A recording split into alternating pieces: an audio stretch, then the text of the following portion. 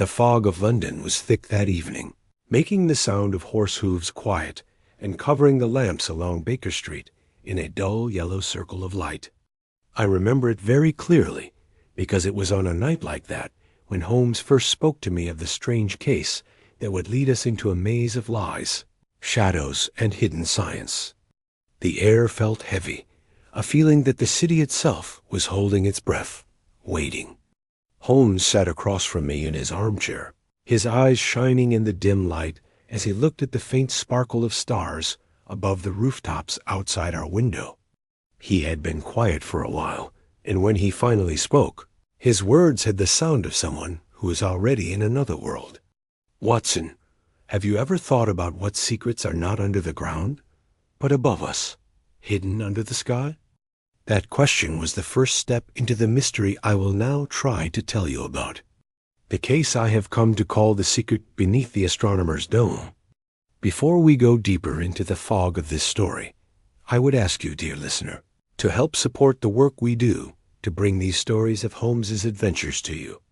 If the dark streets of old London and the quiet smarts of my friend's thinking make you curious like they did me, I invite you to subscribe, to share this story with others who are looking for a mystery, and to leave your mark as if you had written a note on the beach yourself. Your friendship helps keep alive the stories that would otherwise disappear like smoke. And now, if you are patient, let's draw the outline of the story before we jump all the way into its center. The fog that night was thicker than I had ever seen, even in London, where the damp air can hide the sharpest shapes and turn familiar buildings into ghost-like figures.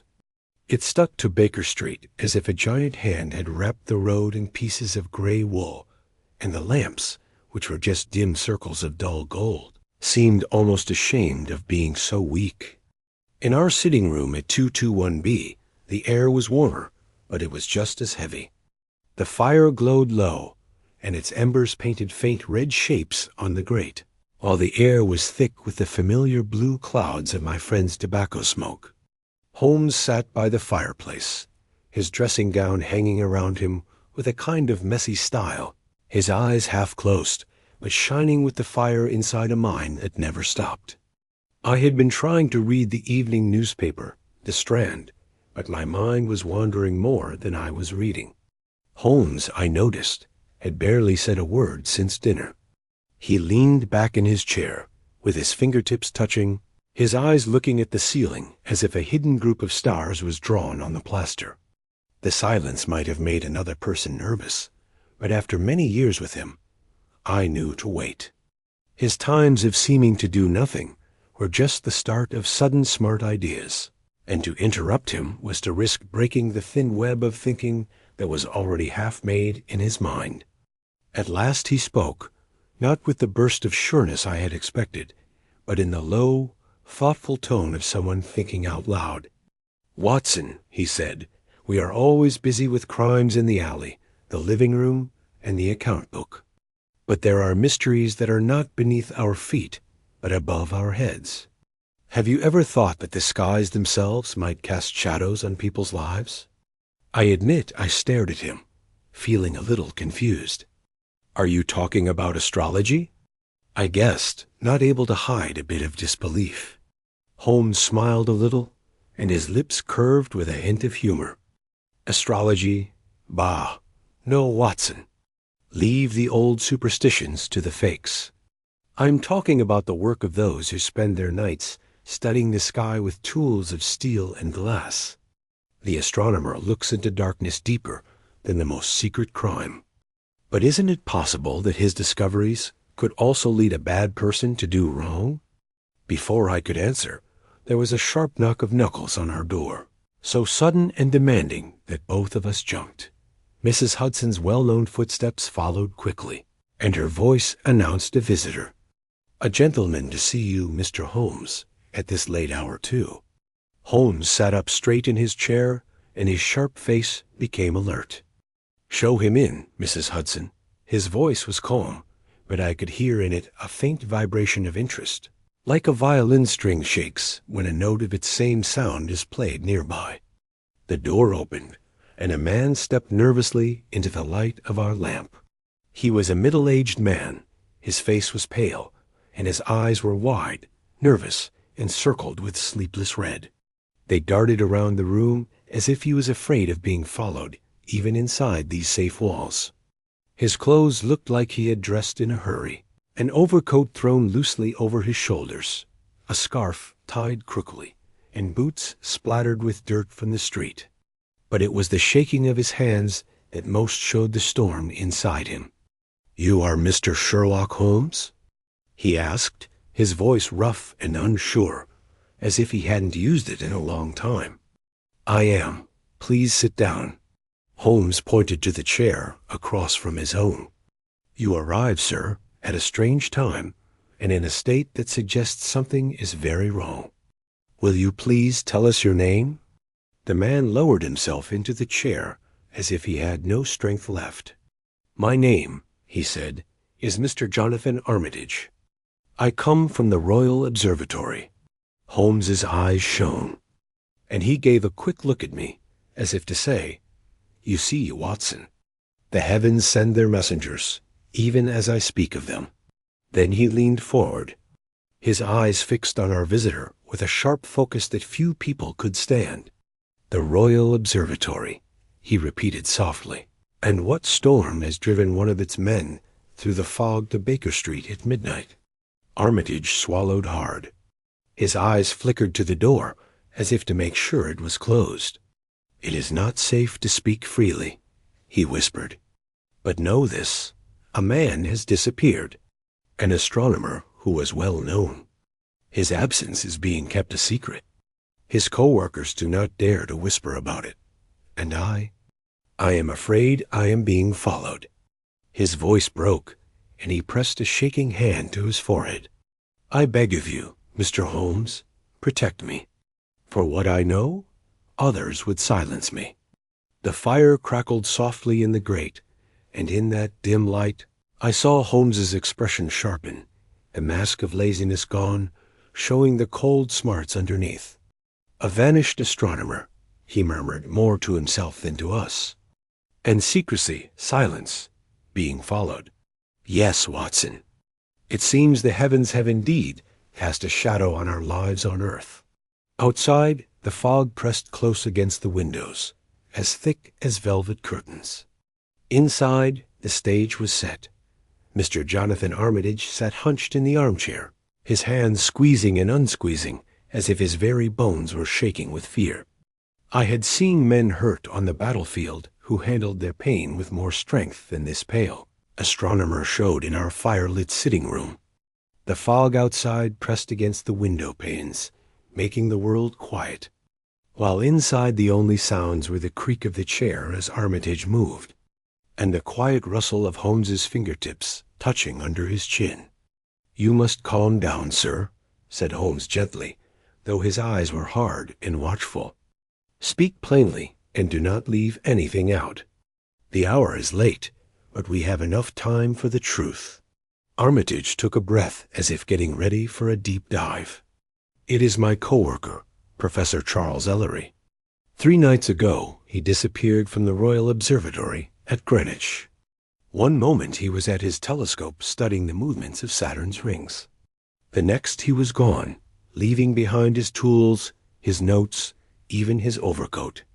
It was as if the earth itself had swallowed him." "Vanished?" I exclaimed.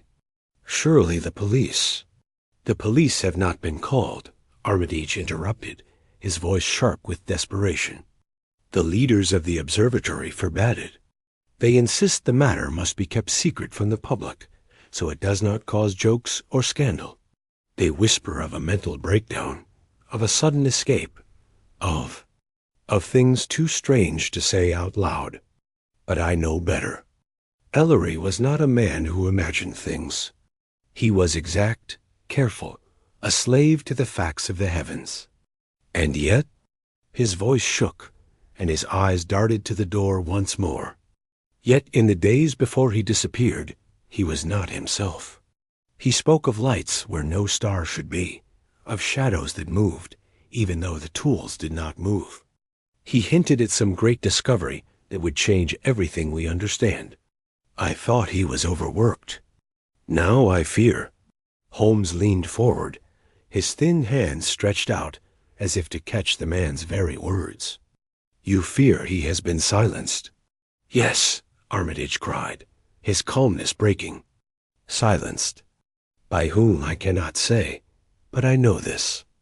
I am being watched. Tonight, as I made my way here, I felt their eyes on me in the fog. Twice I heard footsteps that stopped when I stopped, and when I turned suddenly, I saw a figure disappear into the shadows. If they followed me to your door, then God help us all. Holmes rose quickly, his long body unfolding like a sword being pulled from its case. He strode to the window and pulled the curtain aside just a little. The street below was a gray, empty space, the gas lamps no more than blurry spots in the mist.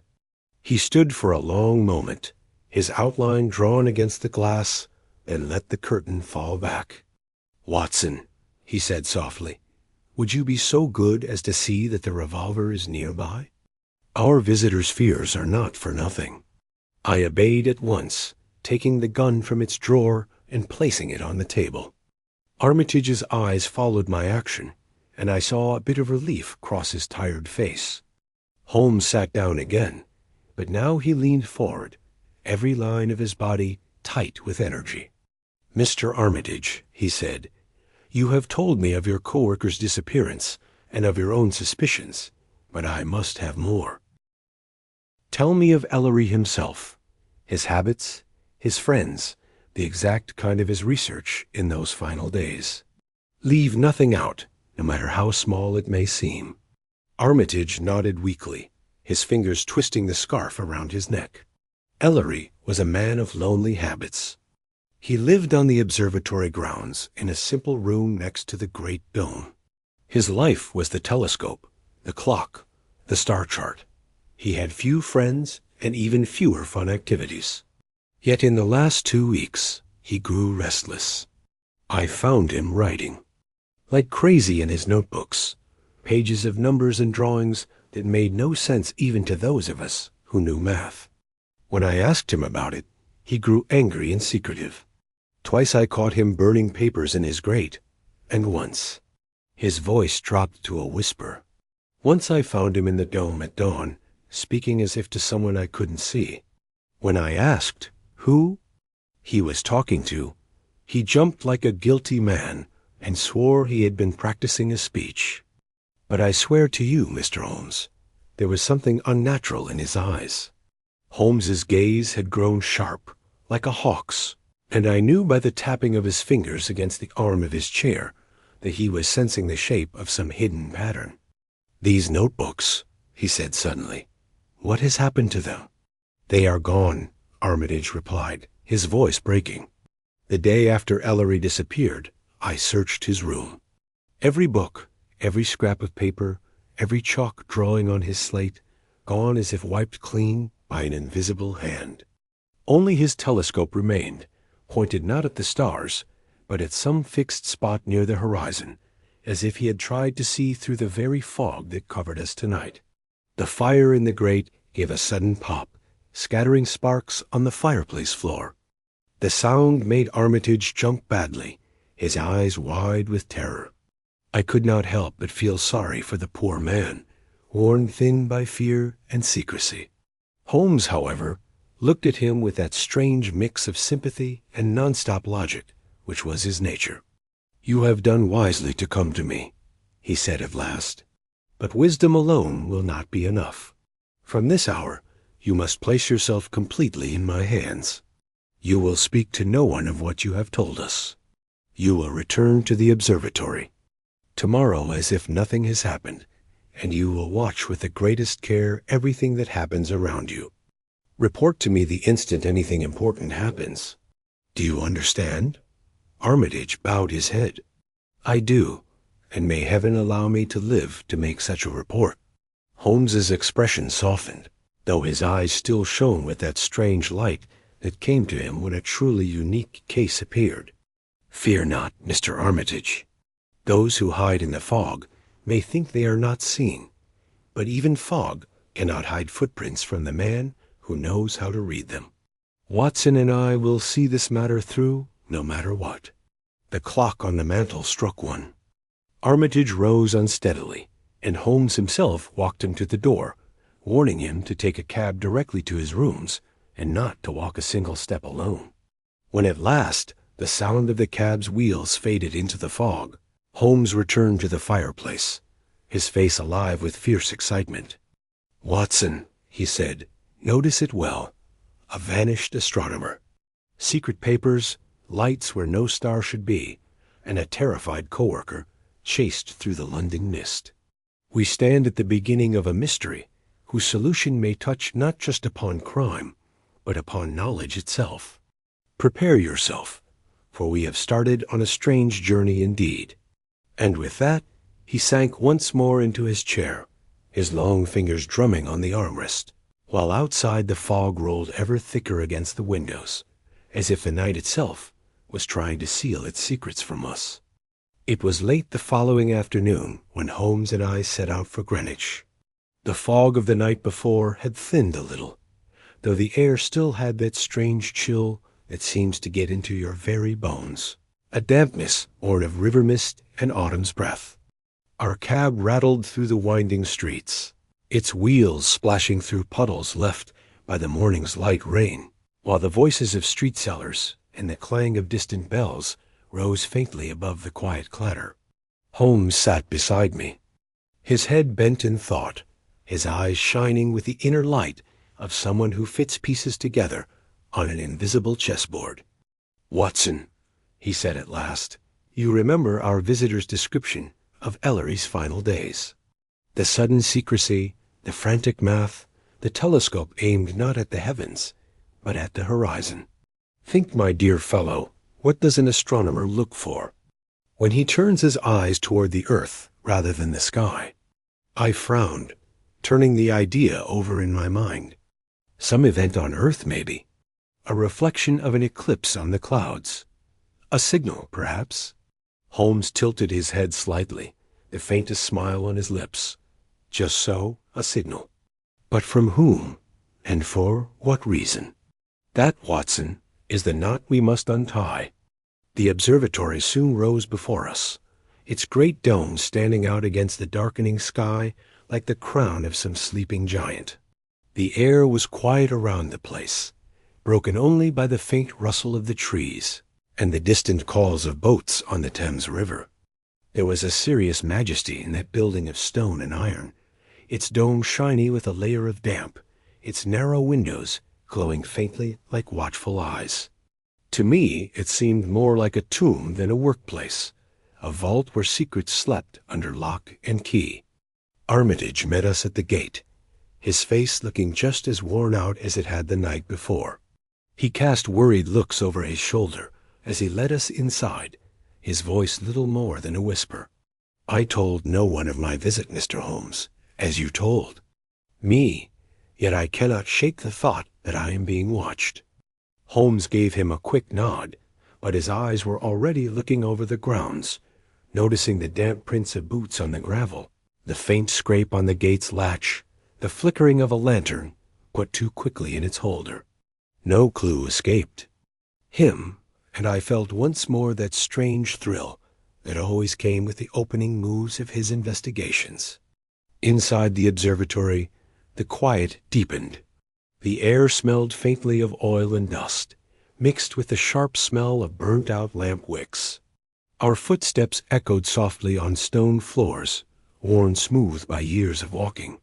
Armitage led us first to Ellery's room. A narrow room with a small bed, a writing desk, and shelves that were bare except for a few forgotten books.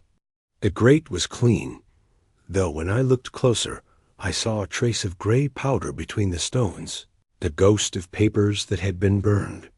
Holmes knelt beside it, gathering the faint dust between his fingers, and his eyes sharpened with interest. "Watson," he murmured, "look, the ash is not all from paper. See the sparkle here? That is what is left of magnesium. Our astronomer burned. Not just notes, but something more, maybe photographic plates." Curious, isn't it? From the room we went up a winding stair to the great dome itself. Here the air was colder, sharper, as if the huge building held within it the chill of the night sky.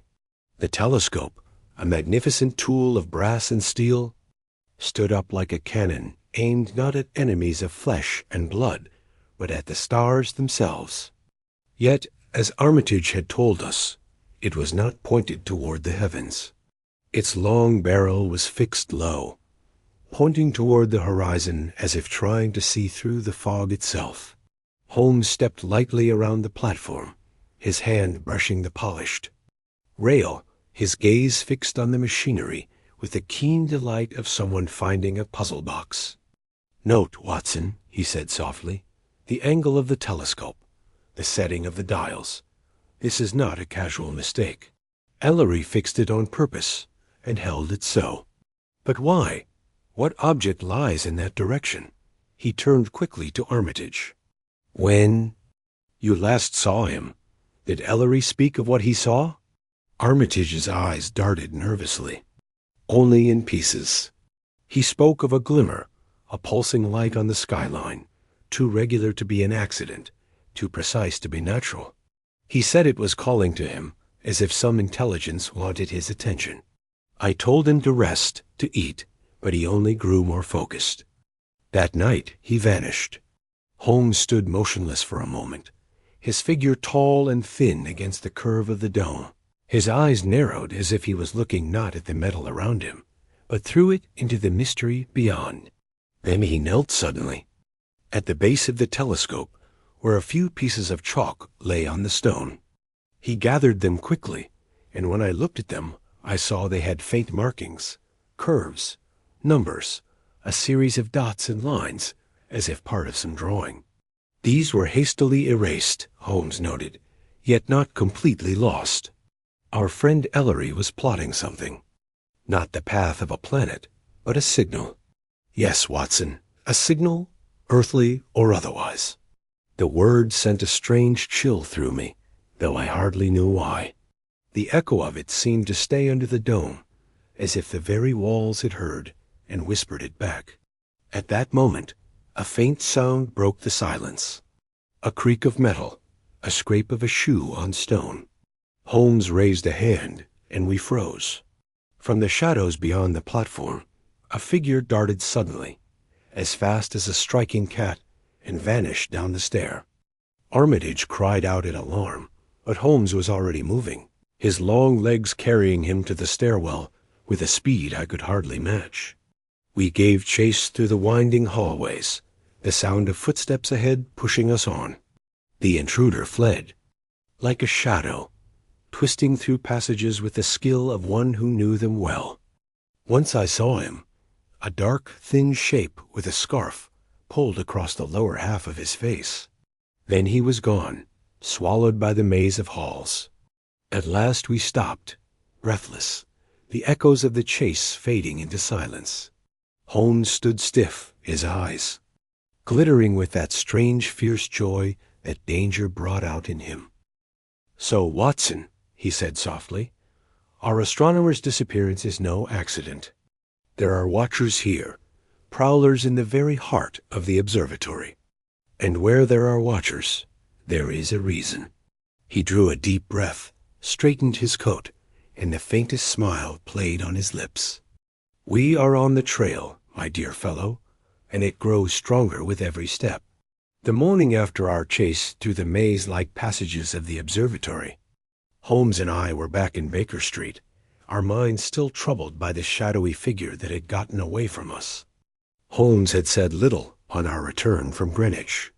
He had smoked in silence, each curl of blue smoke twisting upward like some private secret symbol drawn in the air, while his eyes remained fixed on a spot on the ceiling only he could read. I had learned from experience not to interrupt these hours of inner thinking, but I could not help the restless worry that grew inside me. The image of that swift, scarf-covered intruder haunted me, as did the thought of poor Professor Ellery, swallowed into darkness with hardly a trace. By noon, the city itself seemed to have heard about the mystery. I had barely stepped out of our rooms to get the day's papers when I noticed a strange murmur among the street sellers. The boys who cried out the headlines shouted with unusual excitement, waving sheets of newspaper like flags of alarm. Lights above Greenwich. Mysterious flashes seen in the sky. The words rang out above the rattle of wheels and the clatter of horseshoes on the cobblestones. London, always hungry for a new sensation, had grabbed onto the strange event. I carried several newspapers back to Holmes, who took them with that quick flash of interest that always showed his delight in new evidence.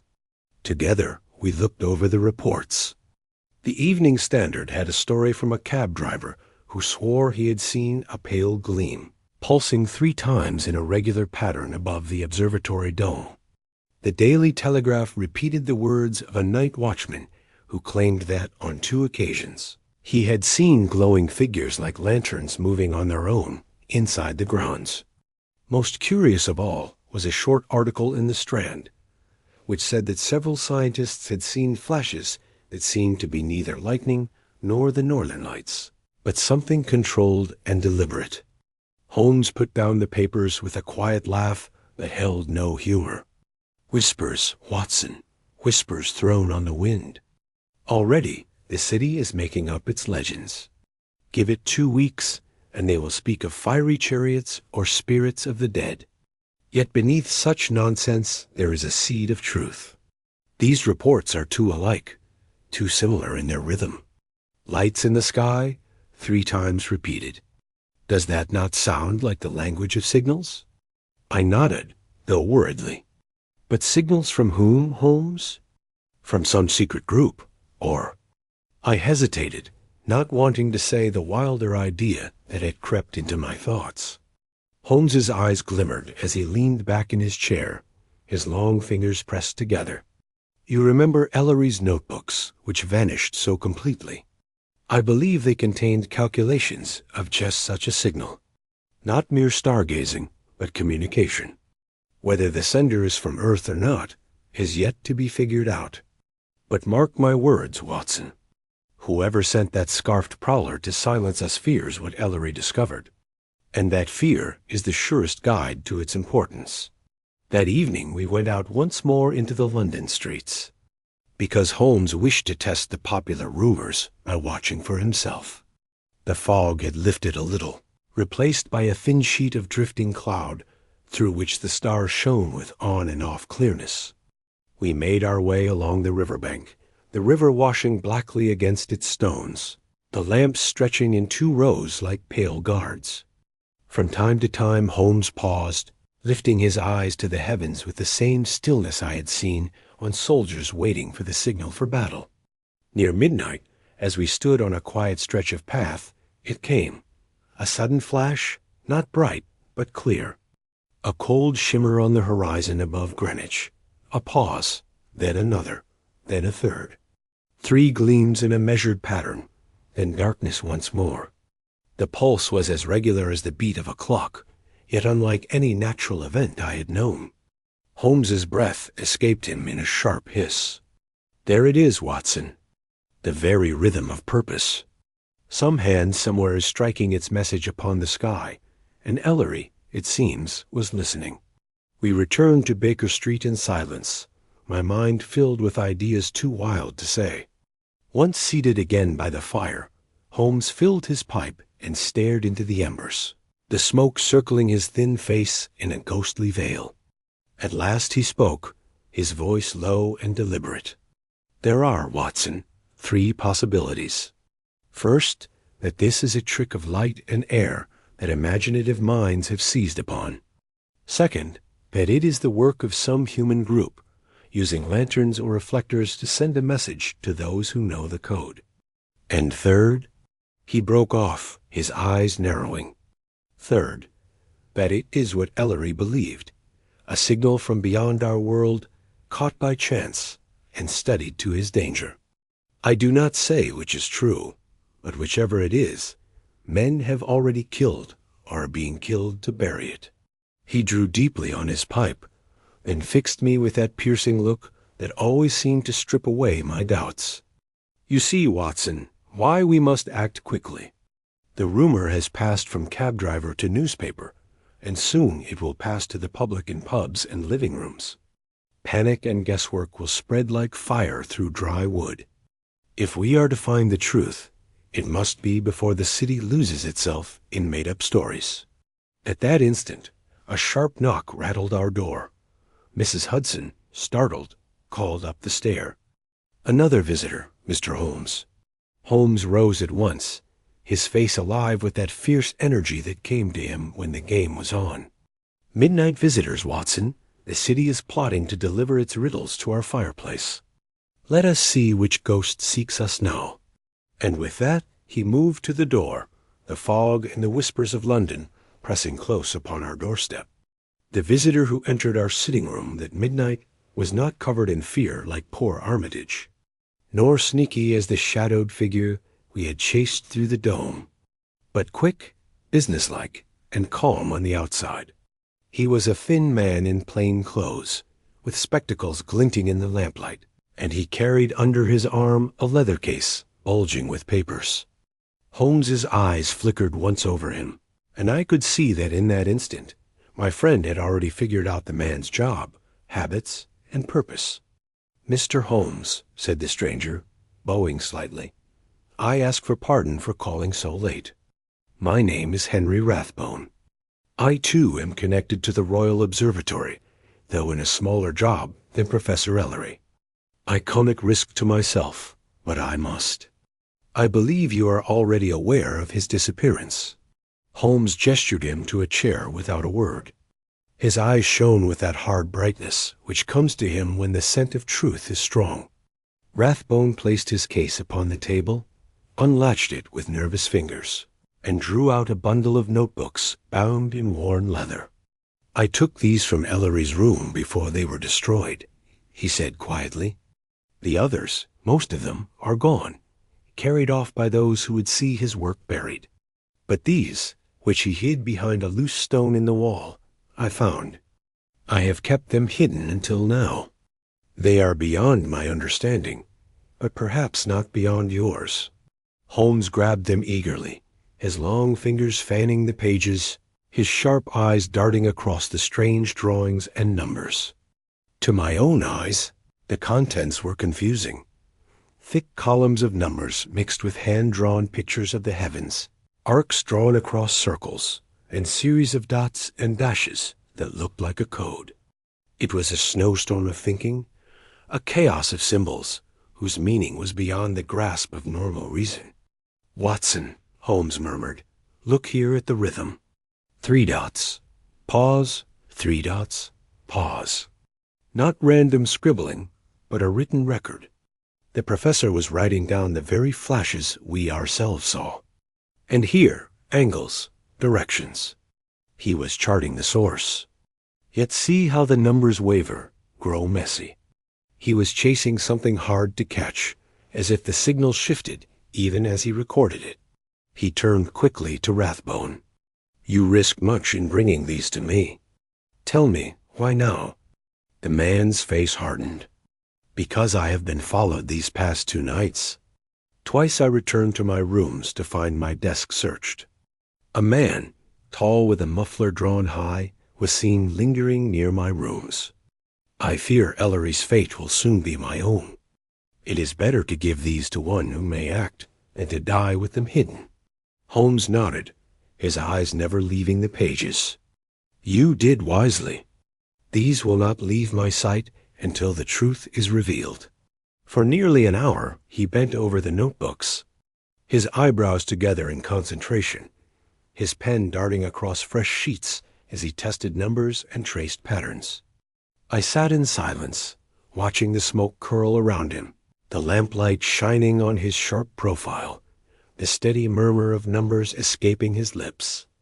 At length he leaned back, his eyes alive with light, though his mouth was set in a grim line. "Watson," he said, "and you, Mr. Rathbone, listen closely. Ellery was not mistaken. These are not random flickers. They form a sequence, a repetition too orderly to be natural. He tried to figure out the code and came very close. Here, these notes mark periods of time, exact to the second.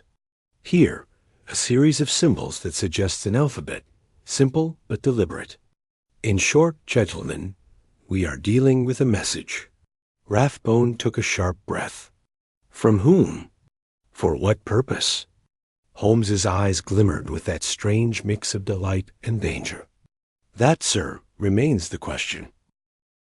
It may be a secret group communicating by some clever use of reflected light. It may be the work of a foreign spy signaling to friends across the channel. Or it may be, as Ellery himself believed, something stranger yet, a hand stretched across the great emptiness of space. But notice this well. Whatever its origin, men have killed and will kill again to hide it. That alone is proof of its importance. He closed the notebooks with a firm snap and placed them carefully inside the drawer of his desk, locking it with a small brass key. These must not fall into other hands. Already 2 men have shadowed us, one in the dome, another near Rathbone's rooms. They are organized, clever, and ruthless. We must move with the greatest caution. Rathbone rose, his face pale. Then I am a target. What am I to do? You will return to your duties, Holmes replied. Show no change in your behavior, but remain watchful. And if anyone approaches you, give up nothing. Watson and I will watch from the shadows. Those who follow you shall find their own trail turned against them.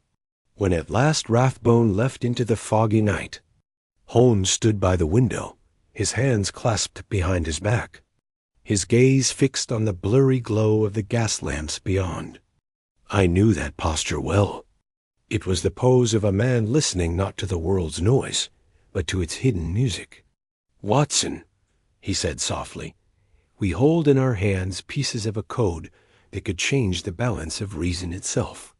Whether it proves to be ordinary or miraculous, it is sought with a desperation that will not stop. We must be ready. There is danger here, danger not only to ourselves, but perhaps to all of London. Yet you feel the thrill of it, my dear fellow. We stand on the edge of a revelation. I could not deny the chill that ran through me at his words. Outside the city murmured and moved as always, not knowing about the secret signals pulsing above its rooftops. But inside our quiet sitting room, among the smoke and the scratch of Holmes's pen, I felt as if the stars themselves had bent low to whisper their mystery into human ears, and we alone had heard them. The following day began with the sad heaviness that is special to London in late autumn. The fog had not lifted, but only thickened, crawling low over the cobblestones and wrapping the city in its damp blanket. I had barely finished my breakfast when Holmes, who had been standing without moving at the window for half an hour, turned suddenly from the glass. His expression had that sharp edge of excitement which I had learned to recognize as the sign of a coming problem. We shall have company, Watson, he said in his short way. The yard never stays far behind, once rumor has made the tongues of London wag. The lights above Greenwich are no longer a whisper. They have become a cry. And when the city cries, Scotland Yard listens, if only to laugh at it. Scarcely had he spoken when the familiar footsteps of Mrs. Hudson sounded on the stair, followed by a quick knock at the door. In walked Inspector Lestrade, his small frame wrapped in a long coat shiny with damp, his bowler hat tucked under one arm, and his sharp little eyes darting around the room with their usual mix of suspicion and self-importance. "Good morning, Mr. Holmes." "Doctor," he said, nodding his head to me. "I dare say you've read the papers. A fine storm of nonsense they've stirred up. Lights in the sky, secret codes, astronomers vanishing into thin air. The yard has been bothered with letters demanding an explanation. The commissioner himself would like me to have a word with you, since your name's already being whispered about in connection with this." Holmes gestured politely to a chair, though the faintest smile played at the corners of his mouth. "Please sit down, Lestrade. I had expected you. And what is the official view of these reports? The official view, Lestrade replied sharply, is that London has gone mad with imagination. Cab drivers see gleams of lanterns, and the Strand prints it as if it were the gospel. As for this missing astronomer, the Yard has no complaint filed. Without a formal report, there is no case. Still, the Commissioner thinks it's wise to satisfy public curiosity, so the matter doesn't grow into a panic. And since your name is already linked with the affair, I'm told to hear what you know. Holmes leaned back in his chair, his long fingers touching, his eyes gleaming with mischief. Then I shall tell you this much, Lestrade. A man of science, serious and exact, has disappeared under very unusual circumstances. Papers of clear importance have been destroyed. Yet pieces survive, which show he was studying a series of lights on the horizon. The rhythm of these lights is too deliberate to be natural. Furthermore, we ourselves have seen them. Does that strike you as nonsense? Lestrade sniffed, his small chin rising. Signals, perhaps. Smugglers, maybe. The river folk are cunning, and Greenwich is not so far from their homes. Or it may be some practical joke of students with mirrors and lanterns. But as for murder and vanished astronomers, until I see a body or a signed complaint, I must call it wind and fog. Holmes laughed softly, though there was no humor in the sound. Wind and fog indeed, yet bodies have a way of showing up. Lestrade, whether in rivers or in scandals, and when they do, the Yard will be eager enough to claim the credit. The inspector flushed, but his manner softened a bit, for he knew well enough that Holmes's jokes were seldom wrong. If you can show me something real, Mr. Holmes, something I can place before the Commissioner, then you may have my ear. But until then, I cannot chase ghosts through fog. Holmes rose with sudden energy. Then you shall have your real proof, and soon. Tonight, Watson and I shall visit the observatory again. If my guess is correct, the prowlers we saw there will make another appearance. Join us, Lestrade, if you have the stomach for it. Bring 2 men you can trust, but no more. Too many footsteps may scare them into deeper shadow.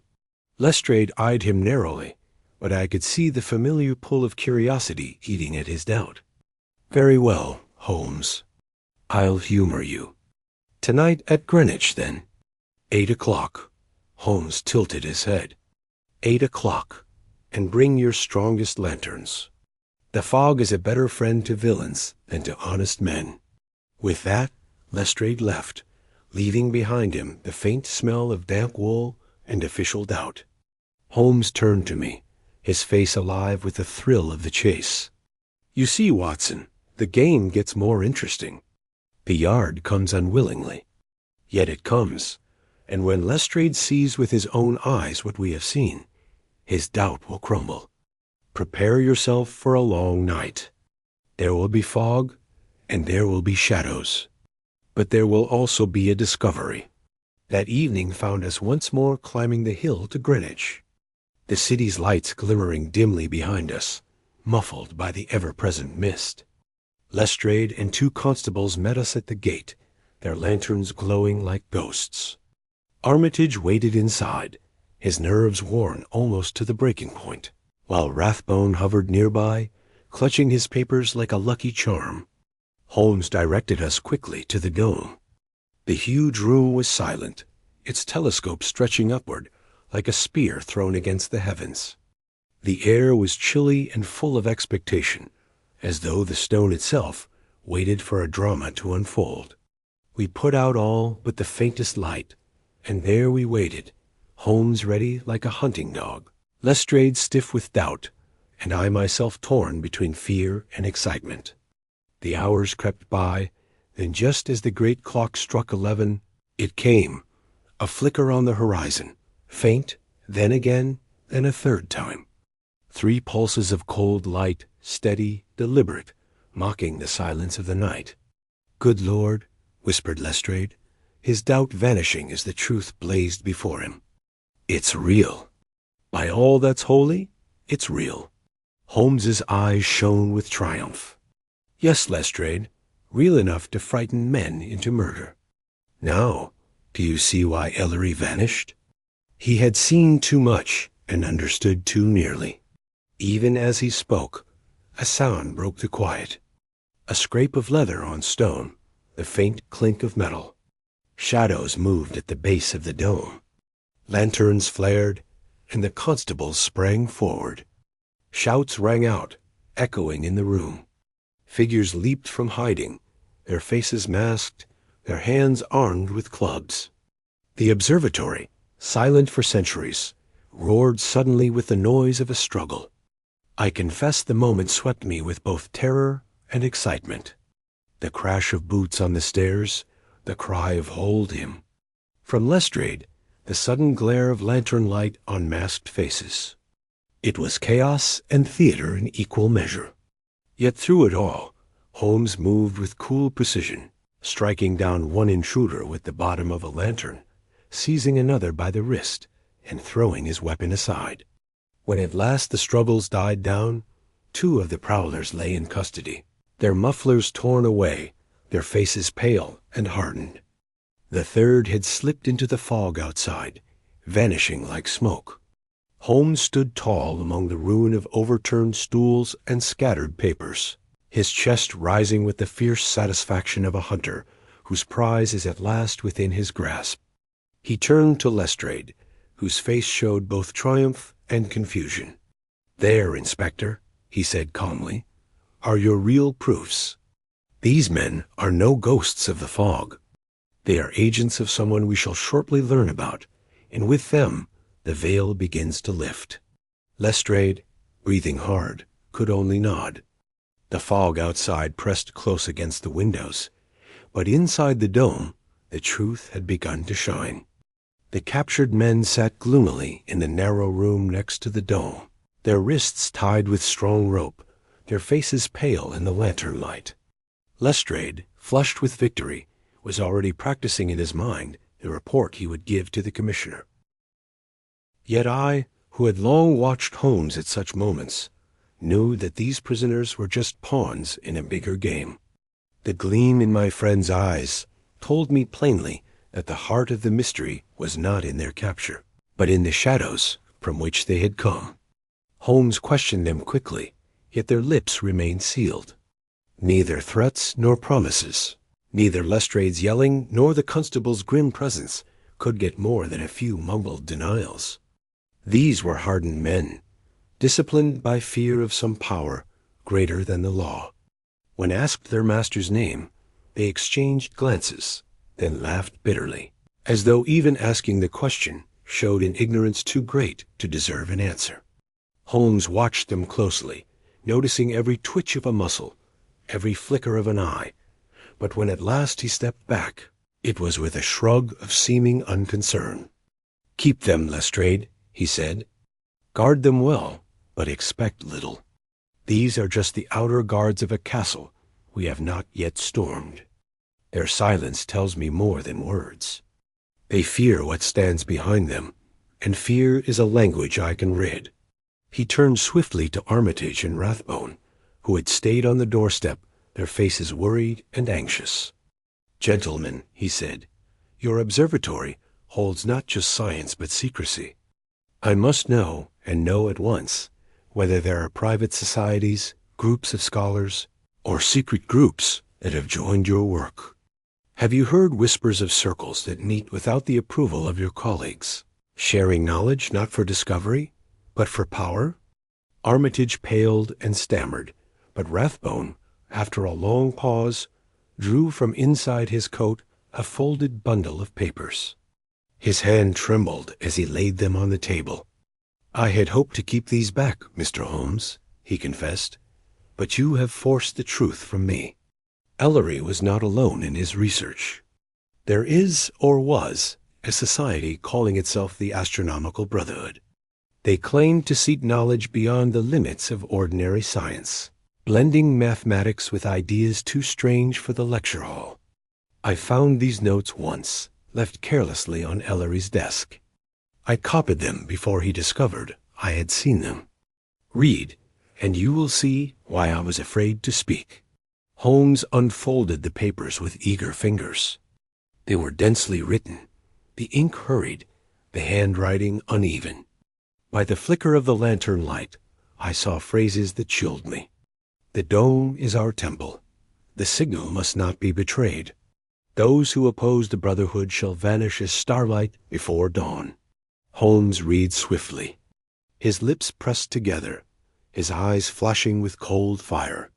"Watson," he said, handing me a page. "Look at the seal stamped on the side." I looked closely and saw a small impression in wax, faint yet clear. A circle containing 7 tiny stars, arranged in a pattern I half recognized but could not name. Holmes traced it with his fingertip. "The Pleiades," he murmured, "an ancient symbol of hidden knowledge. These men hide their plans under the language of the heavens, but their purpose is on earth. Secrecy, control, perhaps power. Note here the mention of the silent signal. It is not just a figure of speech. Ellery figured it out, and for that he was silenced." Lestrade leaned forward, confused yet interested. "But what are we to make of it, Mr. Holmes?" "A secret society of astronomers plotting trouble. It sounds more like the creation of a cheap novelist than a serious fact." Holmes's smile was thin.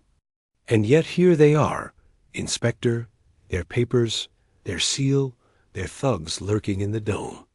It is fact enough. The Brotherhood exists, and its reach is long. These men we captured are just the tools. Their masters remain hidden." He gathered the papers carefully, folding them into his pocket. "This, Watson, is the center of the matter. The Brotherhood wanted Ellery's discovery, but whether to guard it or to use it, we have yet to learn. One thing is certain, their influence stretches beyond the observatory. Such men do not sneak around in domes alone. They reach into clubs, societies, perhaps even Parliament itself. London is thick with secret groups, Masonic halls, occult rooms, scientific circles, each with its whispered oaths, but few would dare to kill to silence a coworker. That marks the Brotherhood as especially dangerous." Armitage moaned softly. "Then we are lost. If they are so powerful, what hope do we have?" Holmes fixed him with a look that burned like steel. "Hope lies in knowledge, sir. They hide behind smoke and ceremony, but truth cuts through both. Already we have seen their hand and felt their fear. That is our advantage. A society that survives on silence cannot stand being exposed." Outside, the fog pressed thick against the dome's windows, the lanterns barely holding it back. Holmes turned to Lestrade. "Keep your prisoners safe, but do not expect them to betray their masters. Watson and I will follow the trail from another angle. Rathbone, remain watchful. Armitage, guard your tongue. The Brotherhood's eyes are everywhere, and a careless word may cost your life." As we stepped out into the chilly night, the observatory stood behind us like a fortress of shadows. The Thames River below was swallowed in mist, its surface gleaming faintly where lamps touched it. Holmes drew his coat close around him, his breath smoking in the air, and for a moment he was silent, his eyes fixed on the dim horizon. At last he spoke, his voice low but firm. "The Brotherhood, Watson. There is our enemy, a hidden society cloaked in science, reaching into the highest places. Ellery's calculations threatened their power, and they struck him down. But their very secrecy is a weakness, for once their papers are laid bare, they will be defeated. We must tread carefully, for every step we take is on the edge of a knife. Yet tread we must, for the city itself may be their prize." He hailed a cab, and as we rattled away into the fog, I felt the weight of those papers heavy in Holmes's pocket, as if the very stars had conspired to lay their secrets on us. Secrets guarded by men who would kill to keep them in shadow. It would be silly to pretend that London took long to spin a story out of a mystery, once a single thread had been offered to its quick fingers. By the next evening, The city's hunger for stories had been sharpened to a fever. Speakers on street corners shouted under gas lamps, as if the heavens themselves had become a stage for speeches. Newsboys yelled headlines with a joy that carried far on the damp air. Even the respectable gentlemen of the clubs along Pall Mall allowed their voices to rise above the usual murmur. Tales grew and contradicted one another with equal certainty. Some swore that the flashes were the work of foreign machines set up on a ship beyond the river's mouth. Others that magic users had set mirrors on church towers to trap the moon. I could not walk a dozen steps without hearing the phrase Greenwich lights, which seemed to have already joined the city's own language alongside pea soup, fog, and hansom cabs. Holmes watched this growing noise with the calm of a surgeon looking at a fever chart. Interest sharpened his gaze, but it was figuring out the cause and course that filled his mind.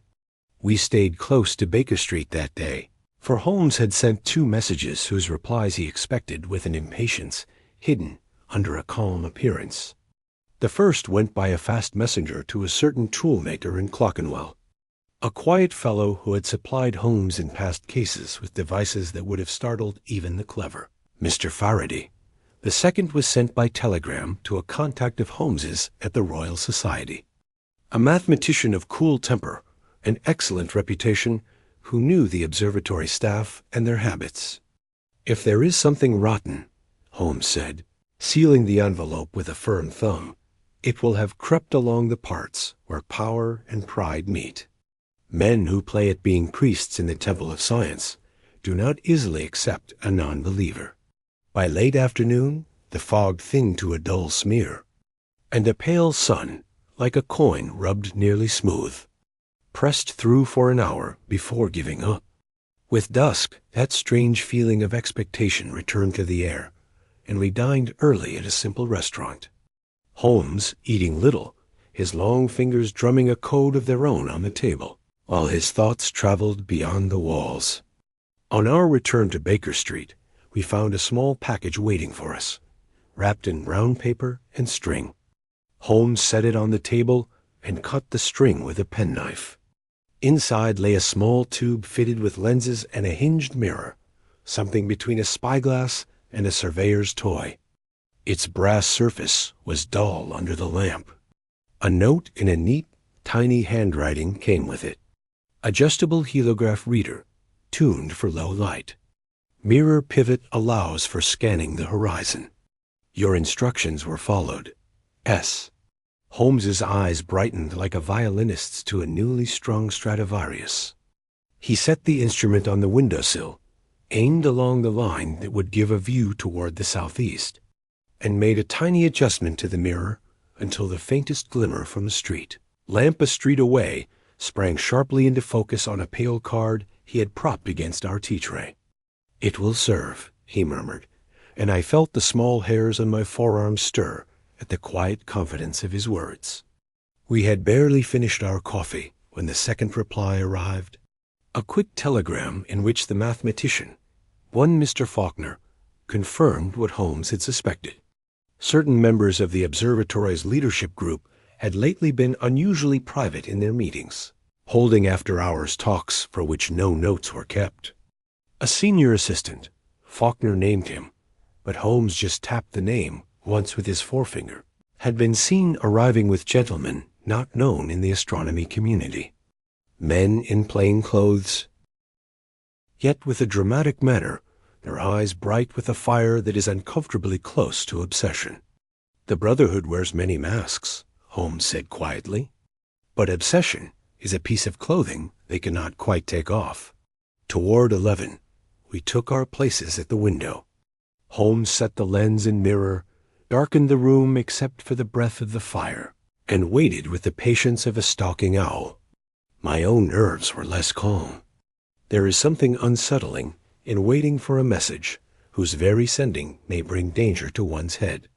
The city's normal sounds faded to a quiet between the wheels and hooves, and it seemed to me that Baker Street itself leaned forward to listen.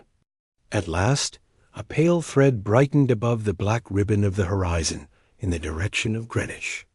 A small, sharp pulse, no brighter than a star seen through clouds. A breath, then another, then a third. I felt rather than heard Holmes's sigh. He bent again to the card where faint pinpricks of light now answered his mirror's flirtations with a ghostly script. 3, pause, 3 long, he murmured. A beginning, Watson, like the scraping of a bow before the music starts. The pulses started again, a sequence of short and long gleams in a measured pattern, maddening in its balance between the familiar and the unknown. Holmes counted, not with his fingers, but in that inward way I have often seen, his eyes half closed, his mouth a thin line. Twice he adjusted the mirror by a hair's breadth. Once he reached to steady the instrument with a hand that, for all its smallness, was as sure as a craftsman's. When at last the sky fell dark again, and the horizon returned to its empty silence, he straightened slowly, and I saw the fine quiver of excitement that meant some piece in his mental machine had just clicked into place.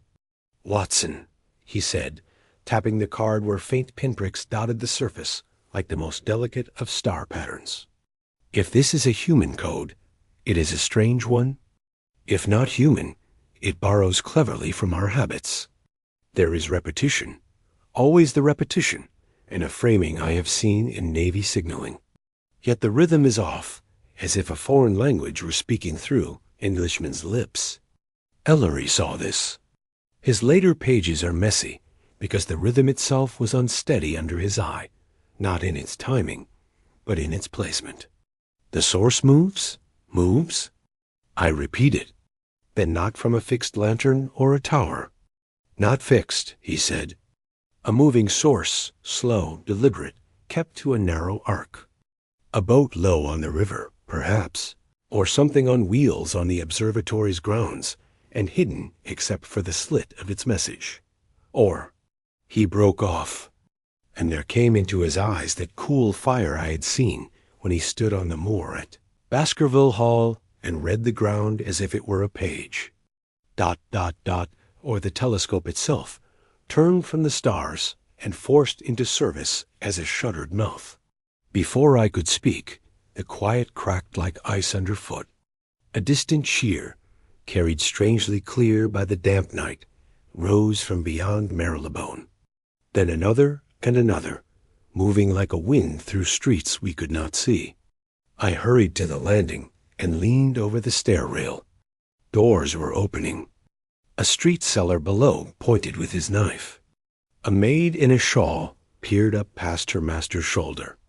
The cheer grew nearer, rolling along the street as if on wheels. When we returned to the window, the sky itself answered. Short, short, long, long. Short, short, long, long. Then silence. Then again, the triple beat we knew. Across the city's dome of cloud, a faint pattern of paleness had begun to stitch itself, as if the horizon had drawn a breath and exhaled a pattern on the mist. Good God, I said, all of London will see it now. All of London, Holmes replied, and all of London will talk. Our enemies are either incredibly reckless or have been forced to speed up their plan. He turned from the window with a decision that broke the spell. Coat Watson. The crowd will be our cover as surely as the fog. We go to Greenwich. The cab carried us swiftly through streets that had found a new pulse. Groups gathered at corners, faces turned as one to the southeast. Men argued with the urgency of those who fear that understanding can be won by volume alone.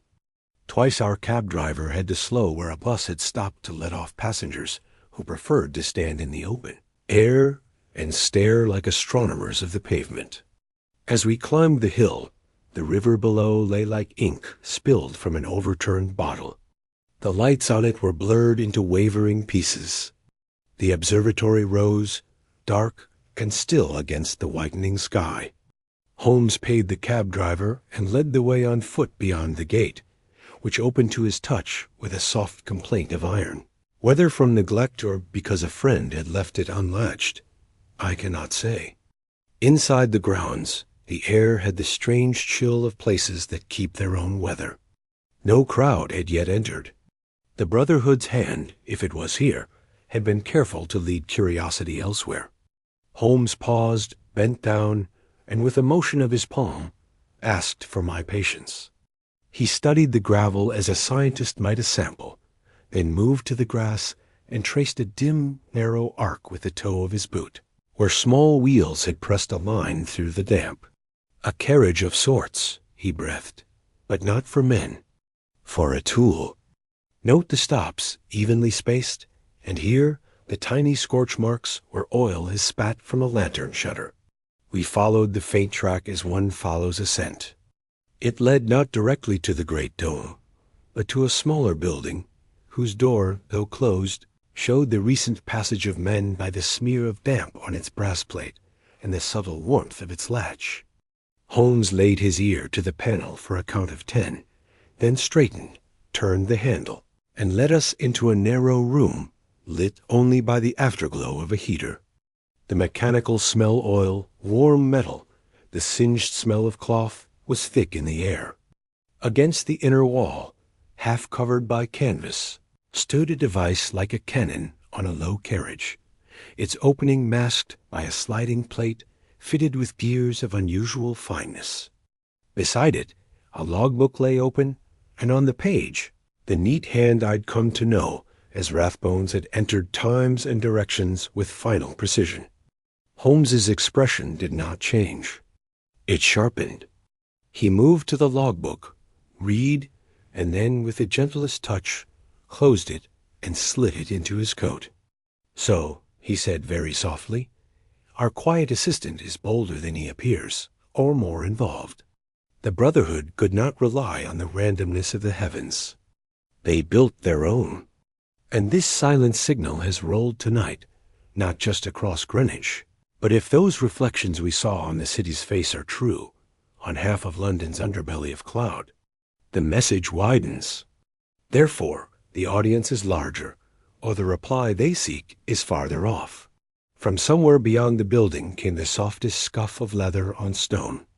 Holmes lifted a hand, and in that instant the heater hissed as a coal settled, covering our small sounds with its whisper. A key turned in a lock not far away. Holmes's eyes met mine and held them. He laid his palm on the masked device as a man might on the neck of a dog. He means to hold silent. The key turned again, more firmly. Footsteps approached with the careful confidence of those who move on ground they consider their own. Holmes leaned close enough that I felt the faintest stir of his breath. "We shall not greet them here," he whispered. "Back to the lawn, Watson. Let the night take us, and let them reveal their faces to their furnace." He guided me to the door, eased it open a tiny bit, and we slipped once more into the cold air, our boots touching the grass with the tenderness of thieves. The sky above the dome flickered once, twice, in a rhythm now terrible in its familiarity. From the path behind us, the footsteps reached the building's door and stopped. A pause. Then the door opened, and a wash of warmer light spilled onto the lawn. Shadows moved inside.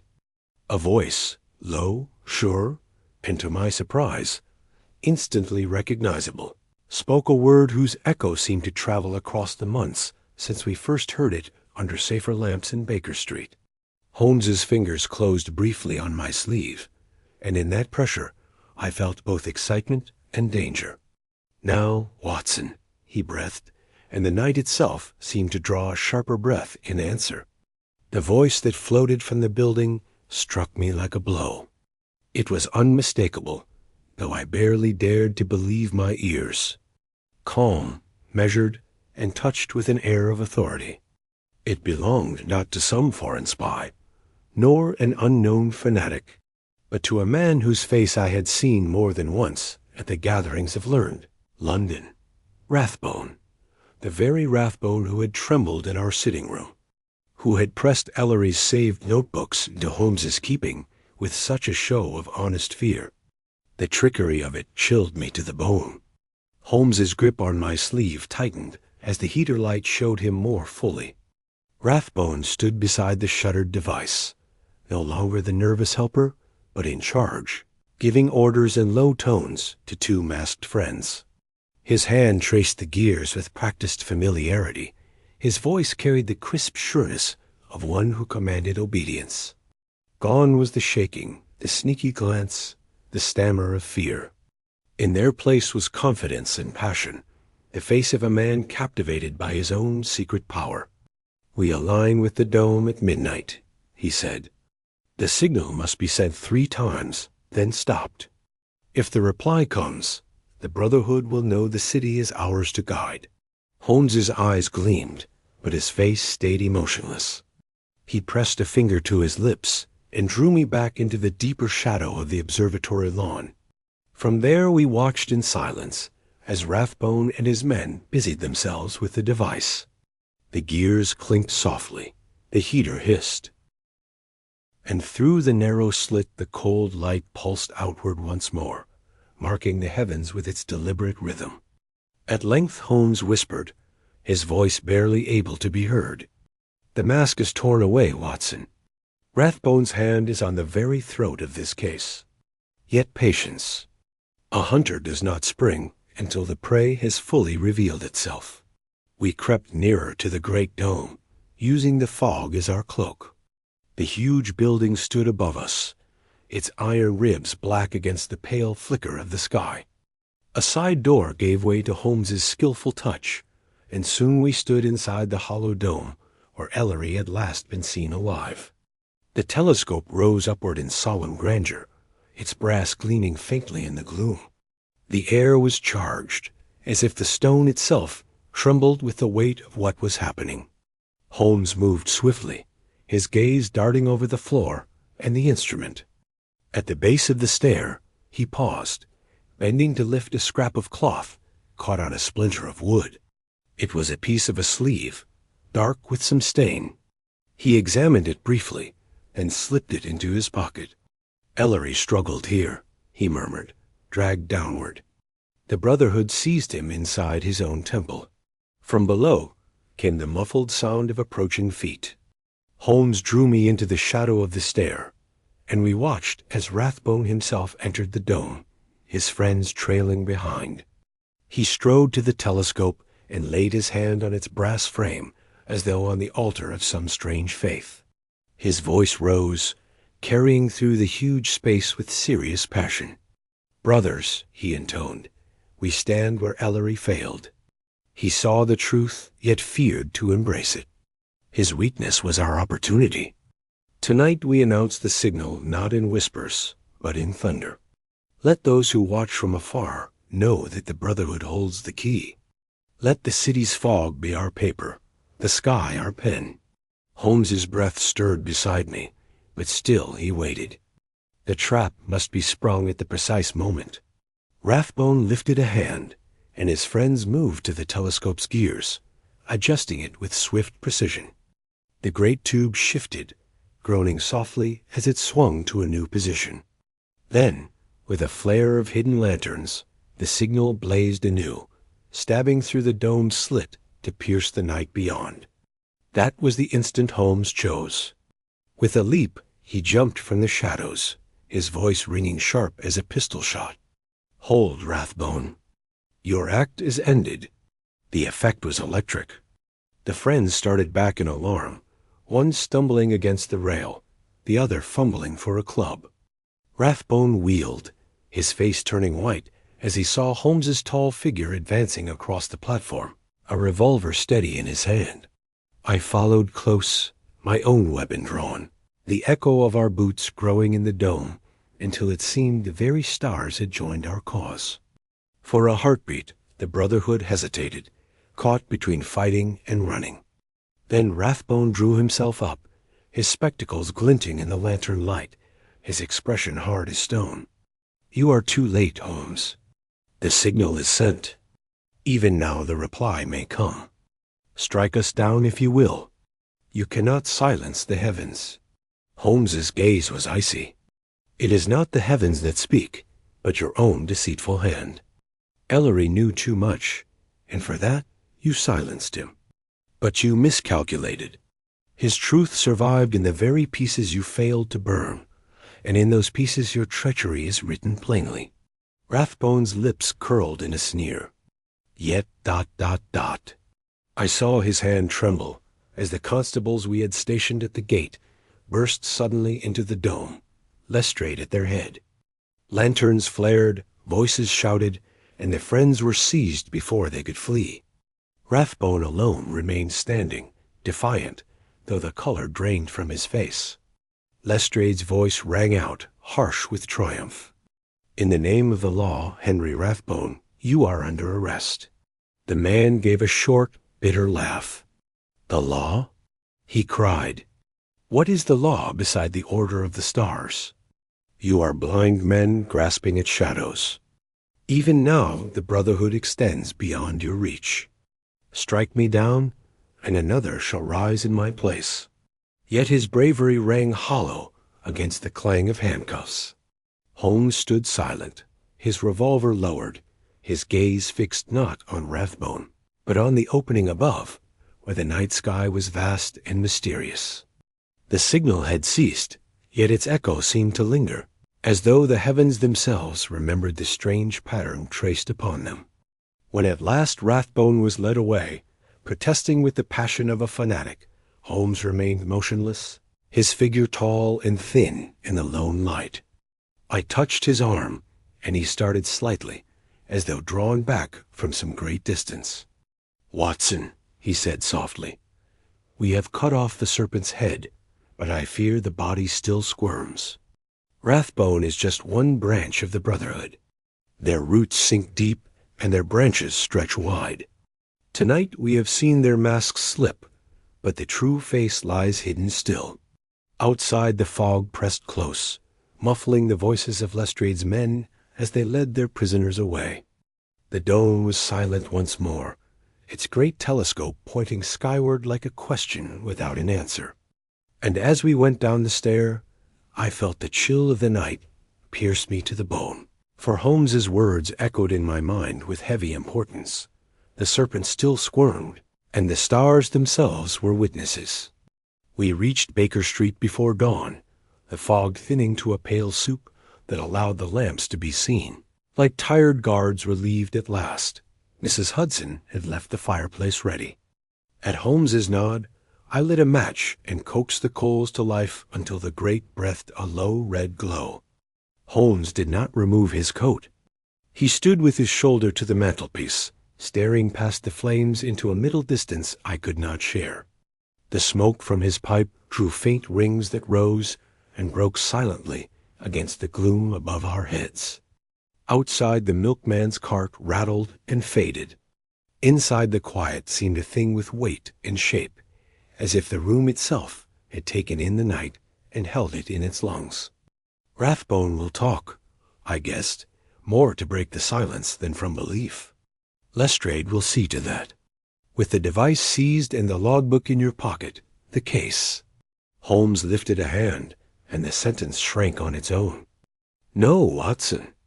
The case that men will read in tomorrow's paper may be neatly finished, but the case that lived tonight beneath the dome is a different story. Rathbone is clever enough to give up the facts that cost him little and keep the few that matter. His faith is not in himself, you saw. It is in a secret structure he believes is too big for any one arrest to knock down. He drew on his pipe and released the smoke slowly, as a diver might measure his rise. And yet, he added in a tone that almost smiled, structures fall by inches. A logbook here, a name there. A pattern shows itself that its builders did not want any outsider to see. We shall continue to pull on that thread until the whole thing is brought into the light. I felt a tiredness come over me like a heavy cloak. But the name that would not go away was Ellery's. And the astronomer? I asked. We found only a scrap of his sleeve on the stair. If he lives in shadows. If he is... The word died on my tongue. Holmes's gaze shifted to the window, where the first colorless wash of morning had begun to replace the darkness. "If he is dead, Watson, he has left his voice behind. Men do not completely erase a mind that has traced patterns against the sky. But I do not think he is dead." He tapped the ash from his pipe with a decisive little rap. No body where a fanatic would have wanted one. No triumphant whisper of a death among the Brotherhood's papers. A plan that pressed on as if to prove a point to an audience still alive to be impressed. "No, they have moved him." "Where?" I asked. Holmes took from his pocket the logbook we had taken from the building and laid it on the table. The entries were neat and cold, columns of time and direction written in a handwriting whose evenness had seemed to me a mark of sanity when I first saw it, and now looked like the tidiness of a dark pit. He turned back 2 pages, then another, and placed his finger beside a note added in pencil where the rest had been in ink. "Break in rhythm per ease instruction. Test second alignment." Holmes did not look up. They needed him while they perfected the machine. When the rhythm was right, his usefulness became a different question. He closed the book. "We will ask London for him." He spoke with a special emphasis on the city's name that I had learned to recognize. When Holmes said London in that way, he meant not a map, but a living web of tradesmen. Cab drivers, riverside watchers and shopkeepers. Porters and nightmen. Clerks who could read a list at a glance. And old soldiers whose memory for faces could shame a photograph. He meant the pulse of a great body that he alone, of all men I had met, could feel with his fingers as calmly as a doctor counts a heartbeat at the wrist. We slept for an hour, no more. By 7 o'clock, messages were gone, each in the short language he used for such work. To a boatman at Blackwall, who had once owed his freedom to Holmes's words. To a night porter at a charity hotel in Deptford, whose lamplight had seen comings and goings that respectable hotels prefer to forget. To the keeper of a small doctor's office near the river, who had treated a gentleman's bruised throat without writing it in his book, because the gentleman's money had asked for secrecy. He sent none by telegram. "Ink on a wire makes records," he said. "Today we need breath and feet." By noon Lestrade arrived, damp as a dog from the river and twice as eager. Victory had loosened him without softening his sharp edges. He moved with the quick jerks of a man whose mind ran ahead of his body. "We have him, Mr. Holmes," he announced, though the words lacked their usual feeling of ownership. "Rathbone and the 2 in masks are in the cells. The commissioner is happy. The press will talk of a signaling machine, a conspiracy of learned men, the usual. I have taken the liberty of stopping the more wild talk of threats to the city. London feeds on grand phrases, but an upset stomach follows." "And Ellery?" said Holmes without introduction. Lestrade grimaced. "No trace. If he was killed, they were neat about it. If he is alive, the rabbit hole is longer than we like to admit." He hesitated, then added, "There is a name that turns up in Rathbone's pocketbook, though not in a way I yet understand. Quarles. Does it ring a bell?" Holmes's eyes half closed. He repeated the name softly once, as if hearing its weight. Quarles. A minor supporter of minor societies, fond of secrecy because it covers up his lack of genius. He keeps a house near Maze Hill with a greenhouse too large for his plants. "Thank you, Lestrade." An hour later we stood before that house, a plain front, whose windows wore their respectability with such stiffness I longed to shake them until the shutter came loose. Holmes did not knock. He led me down the narrow path where ivy had been left to cover the brick, as ivy does when men boast of nature's charm to hide neglect. A door at the back opened to a slip of steel, and we entered a passage that smelled of damp wood and the clean sweetness of disinfectant. Holmes's nostrils flared. "Not for sickness," he murmured, "for memory." The greenhouse was warm and empty, its window panes beaded with a fine sweat that made the morning's gray light into pearls. Beyond it, a smaller room lay with the curtains strictly drawn and a single lamp turned low. There was no man inside, but his absence had the thickness of a presence. A couch still bearing the shallow impression of a head.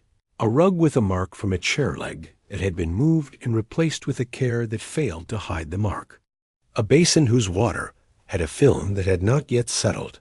A scent of ether so faint that a less sensitive nose than Holmes's would have taken it for the ghost of nothing. Holmes touched a glass at the bedside and looked at its rim in the light. "Look close, Watson."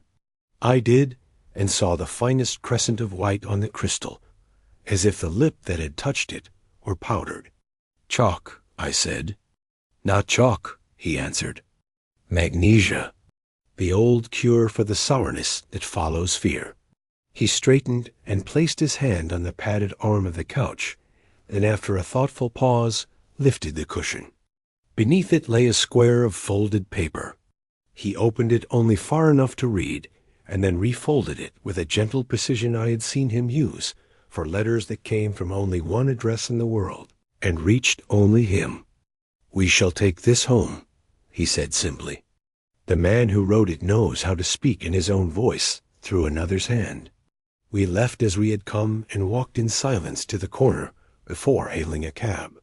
Only when Baker Street received us again did Holmes set the paper on the table and show it to me. It was not signed, yet its rhythm struck a familiar note at once, an exactness that had forgotten grace from living so long among numbers, a weariness that had learned to stand upright. "I am not killed. I am moved." The phrase stopped me, then moved on, taking a breath in a smaller handwriting from the same pen. "Tell him the rhythm is not theirs. It is borrowed from a greater clock. If one listens wrongly, one believes oneself the author of thunder. If one listens rightly, one hears only a bell that was always ringing." Holmes read the last line twice, and then held the page a little closer to the fire, as if to test the ink for truth. "Not in his hand, but by his instruction," he said. "A sympathetic jailer or a servant who does not love his master. He is held close and moved quickly, but not yet buried, and he wishes me to stop wrestling with the wrong enemy." "The Brotherhood?" I asked. "The Brotherhood is an enemy we can touch," he said. "But the rhythm, what he calls the greater clock, is not of their making. It existed before their pride used it. They are parasites on a strange event. If we tear them free, the event will remain, and London will go on making stories to cover what it cannot yet understand." Evening gathered without any fuss. The day's papers, stacked on our table like bricks ready to wall in the truth, shouted of arrests at Greenwich, of a device that had sent panic among easily excited people. Of the promptness of Scotland Yard, there was no mention of quarrels. There was no mention of Ellery. I wrote out a note to Armitage, the brief comfort that men require, even when comfort is the most temporary of medicines, and sent it by a trusted hand. Holmes did not read the papers. He sat and smoked and let them mutter themselves into quiet. At last, without looking at me, he said, "Do you remember the moor, Watson, when we listened for the cry and learned bit by bit how much of it belonged to the hound and how much to the wind? Men are poor judges of size when fear makes the nearer thing larger and awe makes the farther thing smaller. The Brotherhood mistook an echo for a call and built a priesthood to explain it. Ellery listened without flinching and paid in chains for not falling on his knees. The city listened and, being human, told itself a tale. He stood and went to the window, where the night had wiped away the borders of the houses opposite and left only a scatter of dim squares where other lives burned their small lamps. I do not hate the tale, he added. It keeps men from cold despair. But I prefer the fact. We did not speak of victory. The word did not fit the shape of the day. We had broken a machine and a group. We had set the law on a man who believed himself larger than it. We had traced the wheel marks of a device that taught London to read its own cloud, but the rhythm that had stirred Ellery to the edge of discovery. That had tempted lesser minds to cover themselves in stolen importance. That rhythm beat, still somewhere beyond the Thames's breath, beyond the city's smoke, at a distance not measured by miles. Holmes closed the curtains and turned down the lamp until the fire alone held the room. In that softer gloom, the air smelled of coal and leaves, and the faint sweetness of tobacco that had wandered and returned like a dog to its rug. "We will find him," I said, not as a promise, but as a fact laid out on the table beside the paper and the key and the logbook. Holmes tilted his head. The motion could have been agreement or just acceptance of the sentence's shape. "We will find the men," he replied. "As for the other ... He gestured upward with the slightest movement of his pipe. "The other will be there when we have done with men. It has the patience of iron." We sat until the fire settled. A last coal cracked softly, a sound like a syllable of some language too old for mouths. When I rose, the first faint dampness of another fog brushed the glass and softened our lamplight into halos.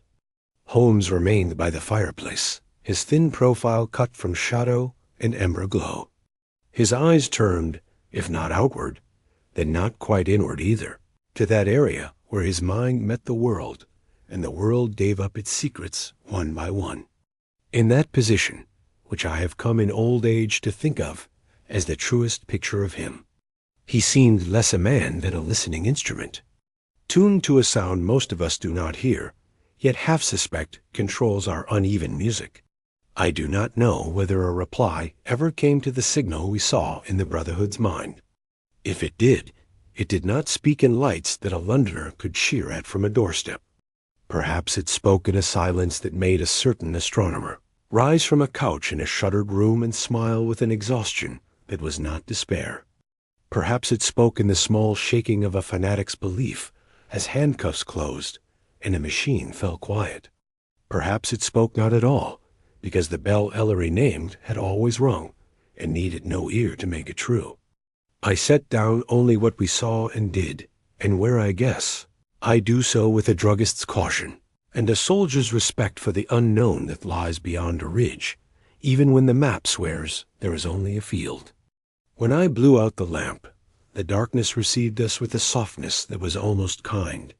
The street beyond our curtains breathed out its damp breath and returned to its patient murmur.